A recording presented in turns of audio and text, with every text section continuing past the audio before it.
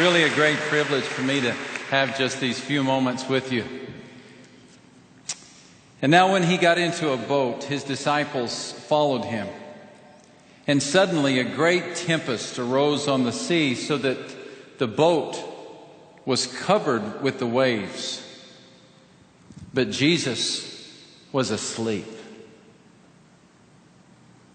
And then his disciples came to him and awoke him, saying, "Lord, save us. We are perishing." But he said to them, "Why are you fearful? Why are you fearful, O ye of little faith?" And then he arose and he rebuked the winds and the sea, and there was a great calm. And so the men marveled, saying, "Who can this be, that even the winds and the waves obey him?" The question of Jesus in their storm and in ours is, why are you afraid? At first we wonder if he's kidding, if he's teasing, if he's pulling a quick one. Kind of like one swimmer asking another, "Why are you wet?" How could we not be afraid? But then Jesus does not smile. He's dead earnest. He really wants to know, why are you afraid? He's serious, and so are the men to whom Jesus is posing this question. Thanks to a Galilean storm, their dinner cruise across the Sea of Galilee has been turned into a white-knuckled plunge. Here's how Matthew remembered the trip. He said, Jesus got into a boat and his followers went with him, and a great storm arose on the lake. Matthew doesn't just use any word here for storm. Just like in English, he had several options. He had words that would sound like our equivalent of thundercloud or torrent or squall. But Matthew remembers the bouncing boat and the pouncing tempest. And so it's almost as if he pulls his Greek thesaurus down off the shelf and he runs his finger down until he lands on the right word and he says, that's it. This is not a storm. This is a seismos. S-E-I-S-M-O-S. A great seismos. We use that word when we describe an earthquake. Seismologists study earthquakes. Seismographs measure them. And what Matthew remembered from that Galilean storm was the shaking of the boat and the shaking of the water and the shaking of the horizon. And surely he was shaking in his sandals as he remembered the storm. He only used that word 2 other times in his gospel. Once to describe the shaking of the earth at the crucifixion of Christ. Once to describe the shaking of the earth at the resurrection of Christ. Once to describe the forgiveness of sins, and once to describe the defeat of death. And now he uses it to describe the way Christ can conquer our fears. Sudden fear. The older translation reads, suddenly a storm came upon the sea. Not all storms come suddenly, but some of them do.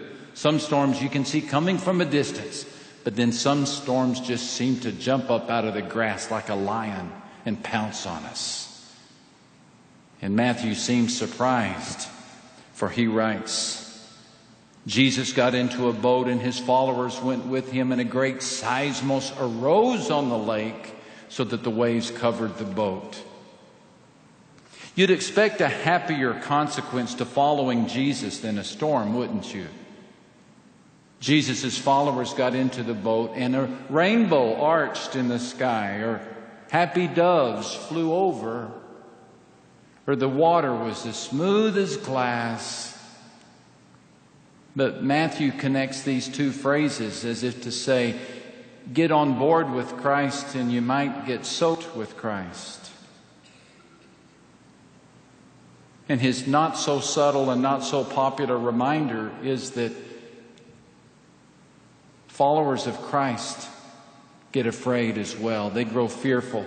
And that's because Christ's followers contract malaria. They bury children. They battle addictions. And as a result, they face fears. It's not the absence of storms that sets us apart. It's the one we discover in the storm. And here's what the disciples discovered and who they saw in the storm. Here's the line that you want to underline in Matthew chapter 8. Jesus was sleeping. Somewhere in the midst of the thunder and the screams of the disciples was the of Christ. He was sleeping. And this wasn't a cat nap. It wasn't just a slight siesta. He was sound asleep. Could you sleep during a kettle drum concert? Could you sleep in a wind tunnel? Could you snooze in a roller coaster in a loopity-loop? Jesus is doing all three. And they wake him up. And Jesus lifts his head and he looks at the disciples and he looks at the storms and he asks an honest question. He says, "Why are you afraid?" Any chance he's asking you the same question? Life comes with fears. It's a scary thing, this thing called life. It comes with fears. Fears of tomorrow, fears of failure, fears of economies, fears of wars. Life comes with fears. And fear serves its purpose. Because of fear, we run out of burning buildings. Because of fear, we avoid bad habits. For fear of the law, we drive slower. For fear of punishment, we behave. And there's even a wisdom that begins when we start to fear the Lord. So fear in and of itself serves a healthy purpose. And fear in and of itself is not a sin. But mismanagement of fear can lead to sin. When we treat our fears with drunken binges or sullen moods or vice-like control, when we try to control the world that seems out of control, we exclude God and we subject ourselves to a position of fear, allowing anxiety to dominate us and define our lives. This is what Christ warns us against. More than any other command in Scripture, Jesus urges us, do not be afraid. Do not live in a state of fear. Do not place yourself in a position of fear. For God has not given us a spirit of fear. You see, the truth of the matter is fear will always knock on our door. But the truth of Christ is we don't have to open it. When fear knocks on your door, don't invite it in for dinner. And for heaven's sake, don't invite it to spend the night. Fear will always fill the world, but it doesn't have to fill your heart. You really can fear less tomorrow than you do today. When I was 6 years old, my dad let me watch the movie Wolfman with the rest of the family. Boy, did he live to regret that decision. After the movie, I was convinced that Wolfman lived in our living room. And I was convinced that he lingered behind the couch, awaiting his meal of 6-year-old freckle-faced, red-headed boys. And the fact that I believed that Wolfman was in our living room proved problematic, because in order for me to get from our bedroom to the kitchen, I had to go through the living room. And my father had carefully taught me, when you wake up thirsty and you want a glass of water, don't wake me up, just walk into the kitchen and get it. But now all of a sudden I knew that Wolfman was in the living room. And I can vividly remember stopping on the threshold of the living room entrance several times, several nights in a row, thinking, I'm not going in there. And I would turn and I would go into my father's bedroom. and I would wake him up. Just like Jesus, he was asleep in the storm. And I would shake him.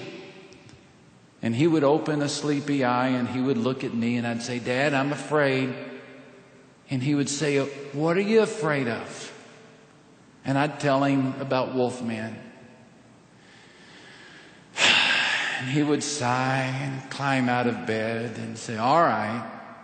And I can remember grabbing a hold of his tank top t-shirt as he would walk right through the living room, no fear whatsoever. And I would stand in the kitchen next to my father drinking that glass of water, and I would look at him and think, what kind of man is this? Jesus awoke from the afternoon nap, and he took one look at the storm, and he rebuked it. Jesus got up and gave a command to the wind and the waves, and it became completely calm. He handled the great quaking with the great calming, and the sea became as still as a frozen lake, and the disciples were left wondering, what kind of man is this? Could it be that God views your fears the way my father viewed my Wolfman angst? And could it be that all that stands between you and courage is a prayer to your Heavenly Father?